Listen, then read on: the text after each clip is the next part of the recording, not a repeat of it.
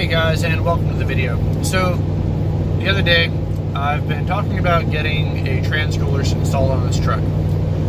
So, I was originally going to go with the True Cool 40 Max, I believe that's what it's called, and it's rated basically for 40,000 pounds, meant to keep a transmission, now it's cool and everything, not have any issues. One of my good buddies had the one that I helped tow in the previous video, a couple videos ago.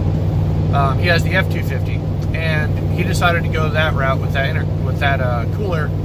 And when we pulled out the stock one, it turns out that it's actually not that small. So the stock F250 cooler is not big by any means, but it's definitely like not small either. So we started thinking, and I was like, you know what? He goes, I don't need this anymore. If you want it, you can have it. And I was like, well, okay, now I got one of those. So after looking at it and comparing it, it's about half the size of the True Cool 40. So I'm not expecting the greatest results out of this. However, it is what it is. So I went ahead and installed it, and I'm going to show that footage right now. Well, this is it. For anyone wondering, you can indeed fit a stock F250 transmission cooler into the Chevy Avalanche 2002. As you can see, there it is. There's this nice little bar right at the bottom right there. Runs across. I drilled a hole right there for the bracket. You can barely see the bolt sticking through. And then the stock bolt fit on this side to attach the bracket to this piece right here. Which is good. Trans lines are right here. Right on the other side. And yeah. So next up is to see what kind of temps we're getting out of this thing. Hopefully it's cooler than what it was. It's not going through the radiator anymore. And we should see what happens. Yeah, guys. I just thought it'd be interesting. And I want to show you that when you're in a pinch, random parts can definitely fit on your truck and do the job. This is a pretty good size trans cooler, by the way. So if this doesn't work, I'm going to try out the Cool 40, True Cool 40K, and see how that works out. But for right now, I think we're good. So I'm going to go ahead and button this up, and we'll see what the temperatures look like. By the way, with the radiator cooler, it's literally internal to the radiator. I was seeing around 207 to 217, no load, just driving around. So that's why I'm hoping this makes a difference. I bypassed the radiator altogether, so it just goes to the cooler and back to the trans. So as you just saw, it installed. It actually fit really well. That little bracket I was talking about actually fit with the factory bolt hole in the cooler from the F250. All I had to do was lop off two of the top brackets because there was no point for them there. The F250 has obviously a different bracket setup. And drill one additional hole and use a 1/4-inch bolt to secure it. And now it's secured. Then I literally invested, I kid you not, $11. $10 for a transmission line hose from Advanced Auto, and then some hose clamps, and that's it. So I went ahead and took off my old transmission lines that went into the radiator, which I think is a terrible design. I literally think that's why the 4L60E has such a bad reputation. Failing so often is because it gets so damn hot with the old design that it cooks itself. So hopefully this will extend my transmission life a little bit. And so now for the results, the part that you've been waiting for. So let me flip you around real quick.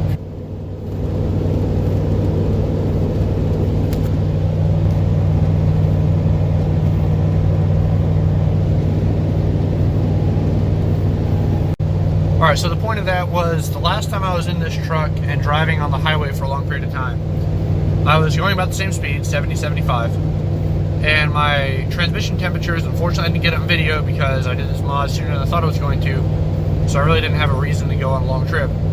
But my transmission temps were about 206, which is kind of like borderline like too hot, and that was no load, just driving on the highway. The outside temperature was a little warmer, it was around 90, 95. It's 86 out right now, so that probably is helping. However, even then, it was hot. I saw so the biggest change, obviously, it's down to 145, which is incredible. The only time I ever saw it get below 200 when driving normal is when it rained, and it also brought the regular engine temp down. So my theory as to why the radiator transmission cooler is a terrible idea and doesn't work is basically because you have your engine coolant, which is meant to stay at around 200 degrees for the sake of argument. I know certain stuff changes that.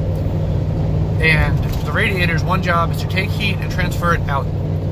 and you're taking this fresh 200 degree coolant, running it throughout the radiator to make it lose heat, and then it cycles back in. Now you're taking your transmission temperature, and because it naturally probably doesn't run at 200 degrees, the lines are going to it, and as the coolant is heating up, those lines are running through the exact same radiator as your engine. So my theory with that is you're actually heating your transmission temperature fluid up pretty much until you get that 200 degree range, which in the winter time is good. You want that, not like normal winter, but like really cold winter, like sub-zero winter, it's probably a good idea to have it heat up like that. And if I ever move up north, I may have to modify it.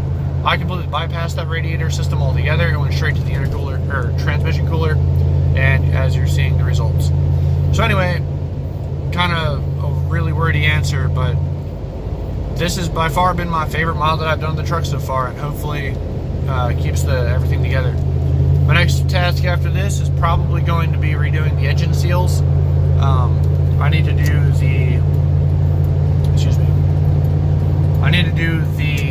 basically all the intake seals, the valve covers, valley pan gasket, and all that fun stuff, just because I've got a pretty good oil leak going on right now, and I want to take care of that next. I'm also going to probably do the oil pan gasket while I'm at it. But yeah, guys, so anyway, thanks for watching. If you like what you see, go ahead and leave a comment for any questions or anything like that. Leave a like if you like it, as I was saying earlier, and feel free to subscribe to the channel. Anyway, just a quick update, nothing crazy. I haven't had time to do anything with the Mustang recently, which is kind of why there's been no videos out on it. But, I mean, probably, I don't know, we'll see what happens with that. You guys just have to stay tuned for more content. Anyway, thanks for watching, guys, and have a good evening.